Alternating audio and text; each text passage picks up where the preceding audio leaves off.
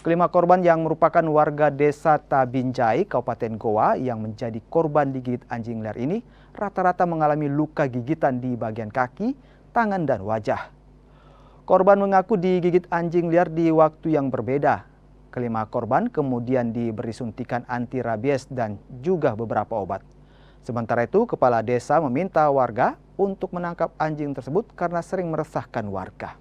Pak, tidak kuliah ki anjing toh, langsung natarik calanaku. Ku itu ku tendangi, jatuhi, bangun lagi, gigi lagi, natarik lagi. Mau ke kemana memang, Bu? Mau pergi di Pak, suruh baju, suruh potong baju. Oh, jadi kita jalan kaki. Iya Pak, jalan kaki Kak. Oh, berarti kita lihat itu anjing memang ada di situ. Tidak kuliah ki Pak. Langsung anak gigi Pak. Oh, tiba-tiba datang. Tiba-tiba Pak. Kejadian ini Pak, itu tidak ada yang sampai 1 kilo. Dia anjing ini menggigit setiap masyarakat yang dijumpainya. Jadi jaraknya itu Pak tidak terlalu jauh dari titik TKP pertama dengan TKP kedua sampai TKP yang kelima. Tidak terlalu jauh jaraknya Pak. Untuk korban yang tergigit ini sudah disuntik?